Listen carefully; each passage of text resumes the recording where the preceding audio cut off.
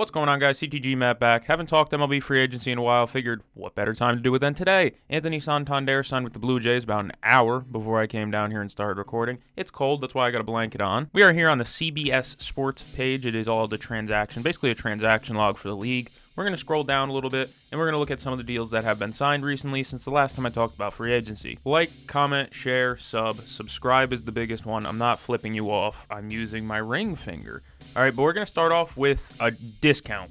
An absolute bargain deal that I never talked about, but I think everyone knows by now. Brent Rooker's extension with the A's was an absolute steal. This guy hit about almost 40 homers last year, hit over 300, well above 300 actually. Has been an all-star before, was their most productive player, like in general last season.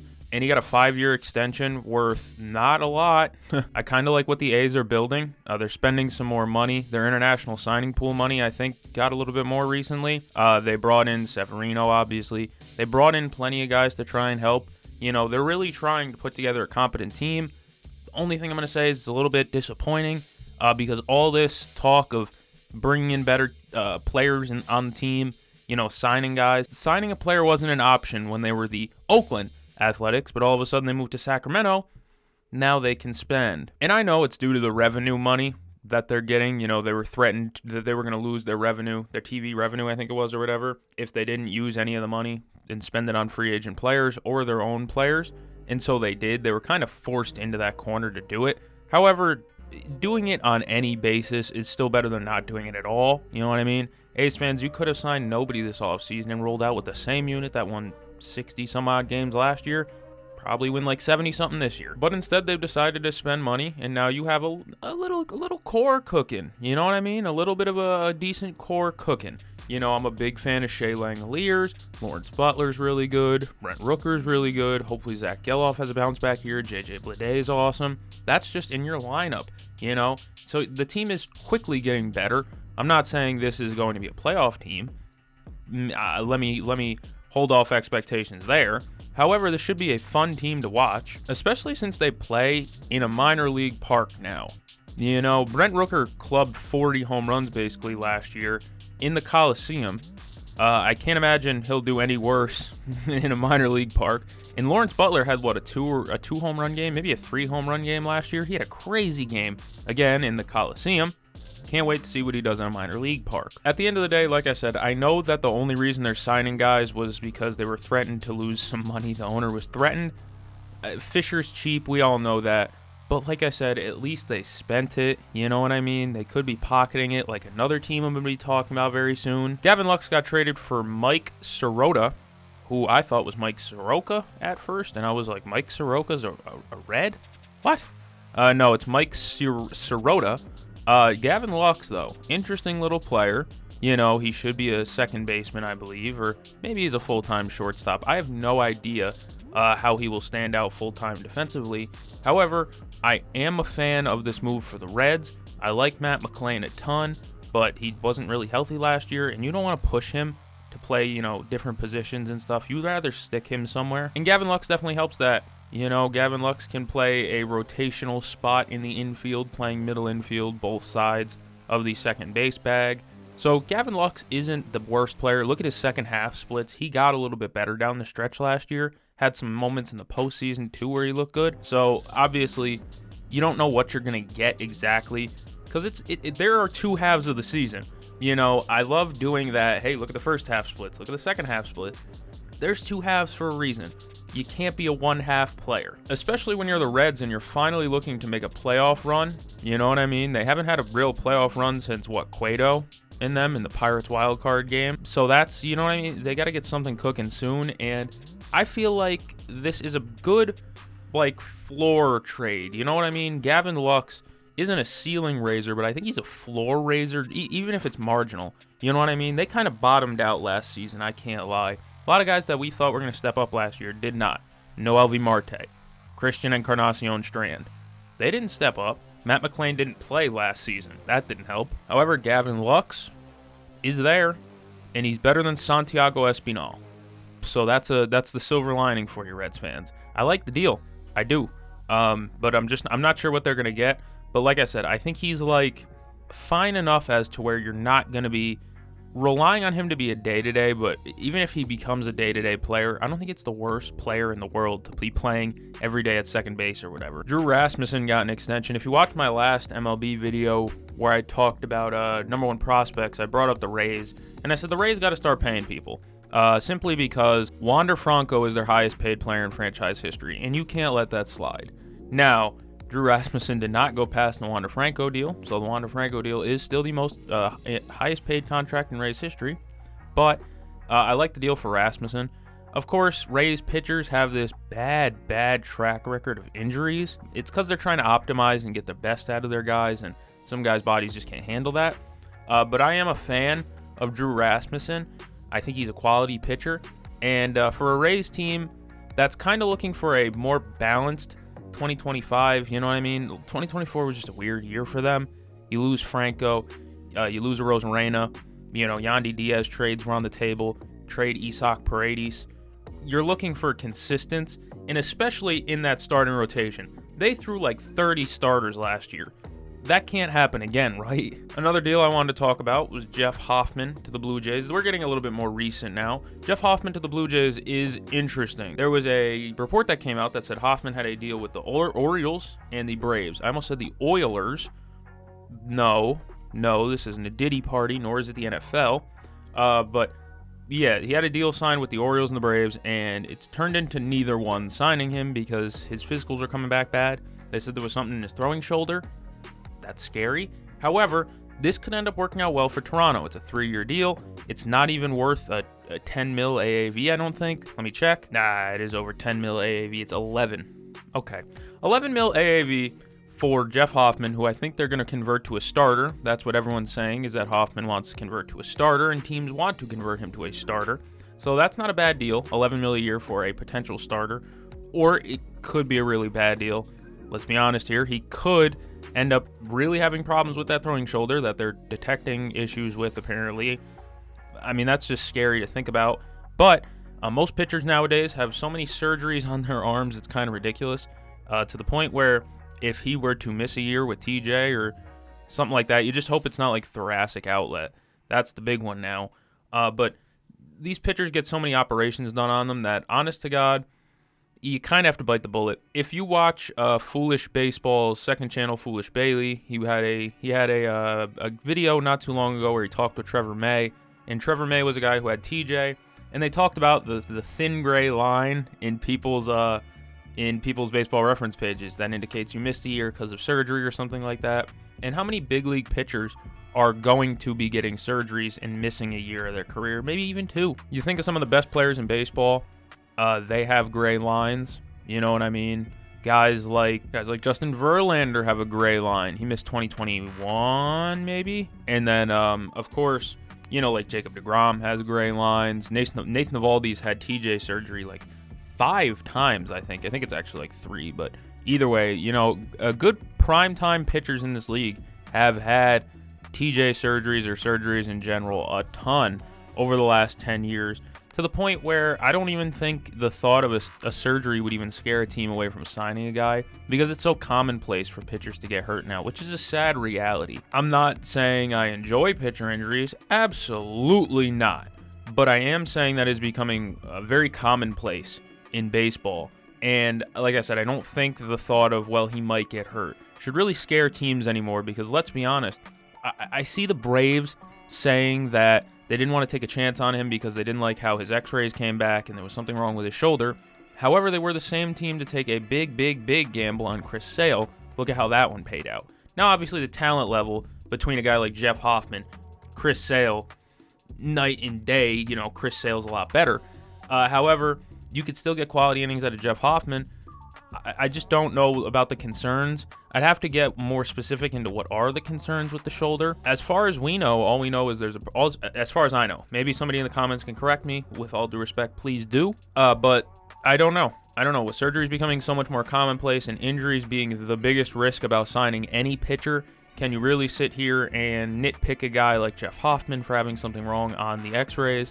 When, I'm going to be honest, the majority of pitchers probably do too at this point. I don't know, but I feel good for Toronto because they not finally. There was another one that happened earlier that I referenced earlier. I almost said paraphrased. Is that the correct word? I don't know.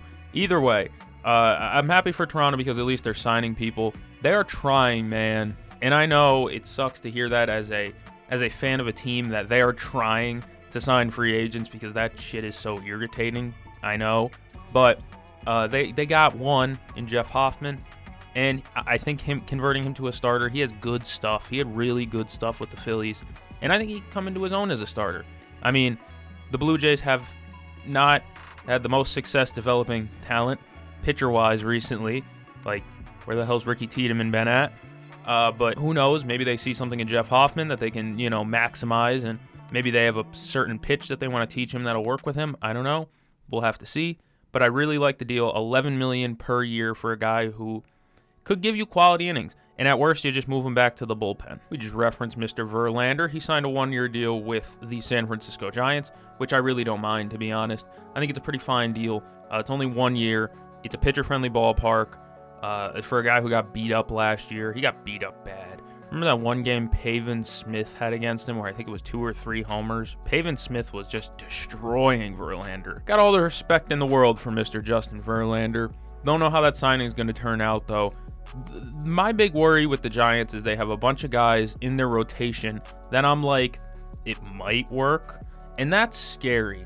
When I do my standings prediction, if y'all didn't notice, by the way, standings board behind me, pretty cool. It's magnetic, and throughout the season, as the standings change in real life, through my videos, I will change the board. I think that'll be a fun little idea. And then we can do like recap videos, once a month or something like that. Just channel talk in the middle of talking about Justin Verlander. How did I get from Justin Verlander to talking about my channel?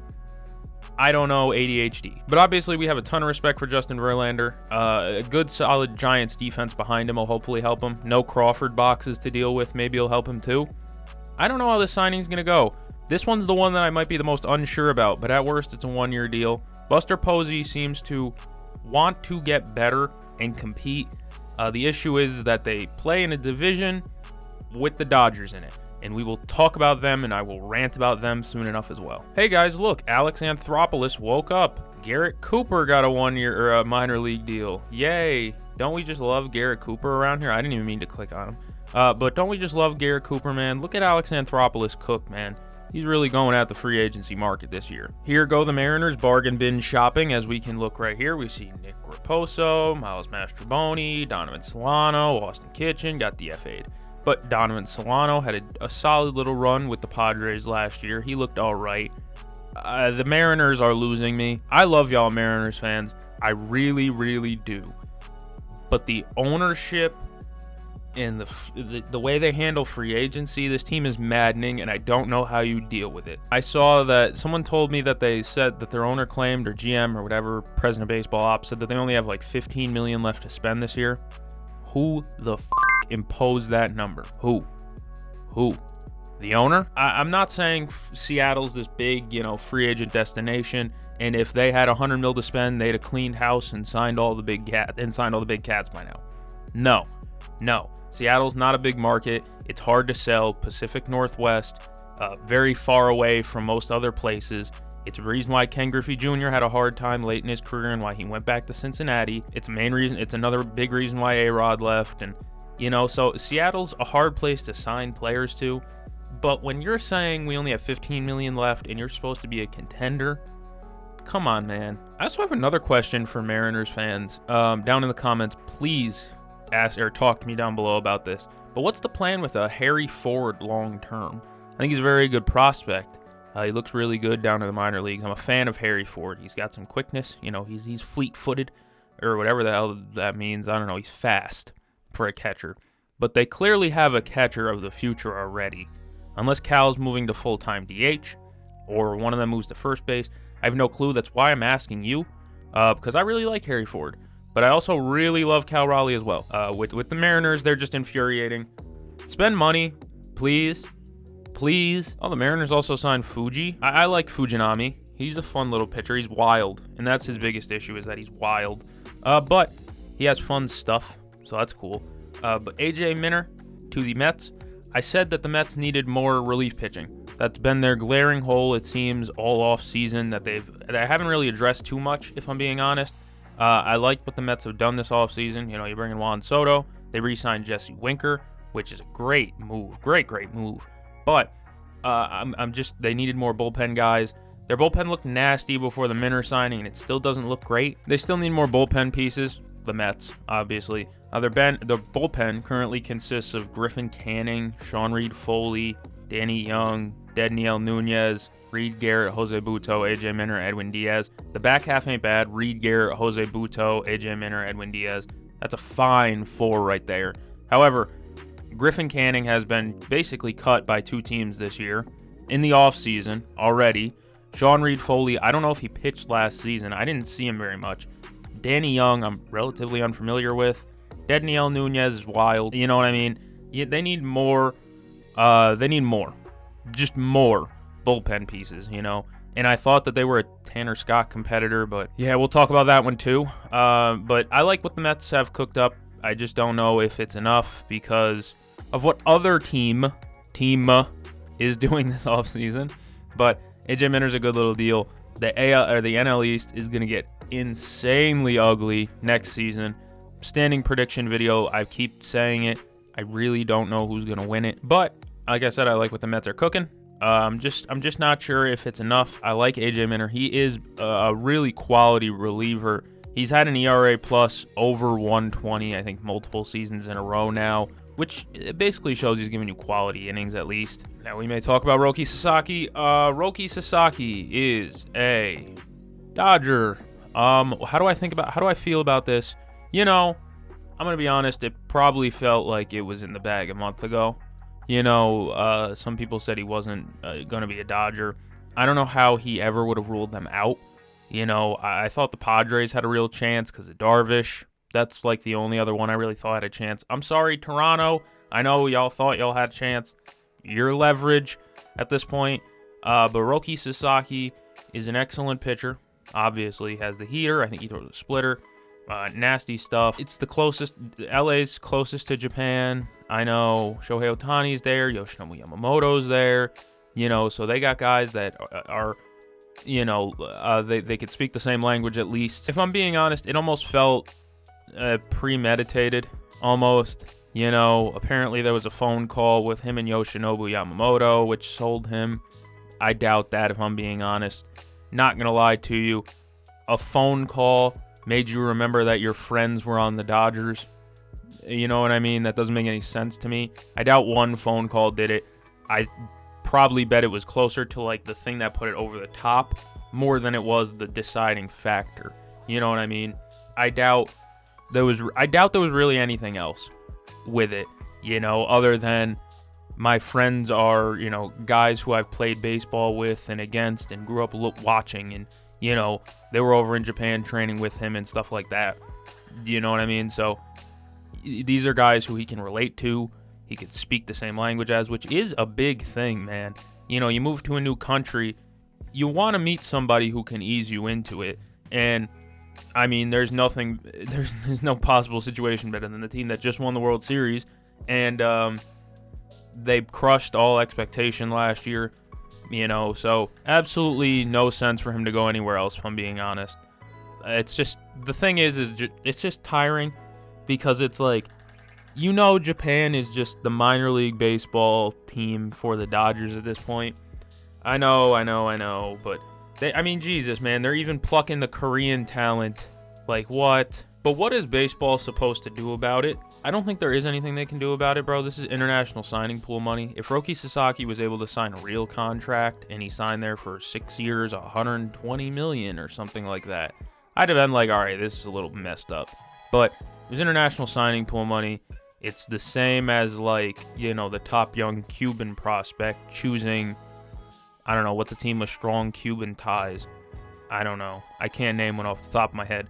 But you know what I mean? If a team had Cuban players or Dominican player, whatever, they might feel more enticed to go there, which I think was almost a deciding factor in the Juan Soto negotiations. Francisco Lindor was over there, you know what I mean? A guy who he can relate to and talk to, you know? I think this one was the one that broke the camel's back, though. And by the camel, I mean me. I'm not a camel, but you get the gist. It hurt, all right? And it's making me upset. Why? Because this one was one that he shouldn't even have been a Dodger, bro. I'm not sure who to credit for this information, but there was a report that came out that said that the Cubs were in the lead.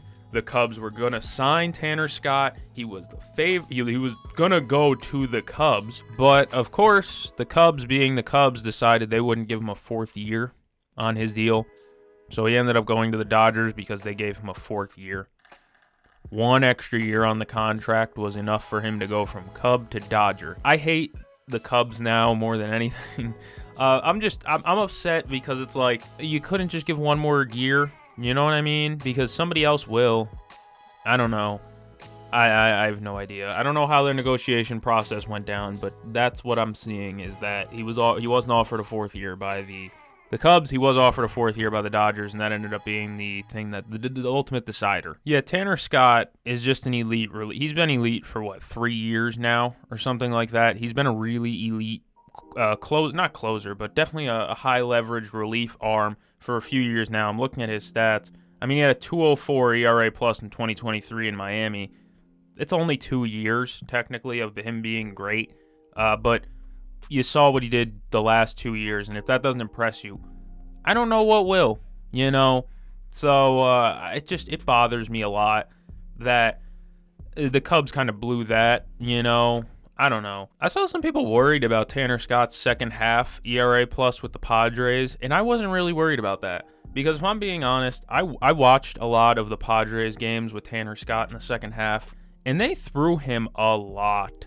Like, just for comparison, in, 44 appearances with the Marlins, Scott had 45 innings pitched, and in 28 appearances with the Padres, he threw 26 innings. So they were using him a lot. He ended up throwing 72 innings on the season. The year after, he threw 78 last year. He got used a ton in the playoffs as well. Obviously, in the regular season, things were a little bit different. You don't go to your high leverage arms as often because you're not worried about losing the regular season game in the middle of June at times. However, for the Dodgers, it's a huge signing because they have like an 11-man starting rotation. Dustin May might come out of the bullpen. Clayton Kershaw might come out of the bullpen. I have no idea. Shohei Ohtani might come out of the bullpen. I have no idea anymore. They have so many pitchers in abundance that it's just dangerous. You know, this team is becoming close to almost unbeatable, it feels. You know, not that you should root for an injury, for Christ's sake. That's just wrong. But it feels like that might be the only way that you're going to be able to beat the Dodgers in the foreseeable future. One of their stars is going to have to go down or, you know, surprise retirement from Freddie Freeman. I don't know. That would change my life. Maybe Mookie Betts decided that, you know, I've won my MVPs. You know, I've won another championship away from Boston. Maybe it's time to hang it up after this season. I doubt it, but I'm rooting for it because I don't want to see a dynasty. I am not a fan of dynasty. I'm a fan of parity. That's what this year was, though. 2024 season was parity. Nobody had 100 wins. You really couldn't tell who the best teams were. You know what I mean? Although 2 1 seeds ended up in the championship, in the World Series. But you really didn't know who was going to come out of the thick of it. Don't know. Not a KSI reference. But I like parity, but now it doesn't feel like there's going to be a ton of parity unless the Dodgers blow it. But if the Dodgers blow it here, I don't even know what to say, bro. If they blow it, this World Series, if they lose this World Series, I don't know what to tell you. That's an embarrassment. And then, of course, we will go to the Associated Press to show, shout out Jay Cohen, 5-year deal with Toronto for Anthony Santander for more than $90 million.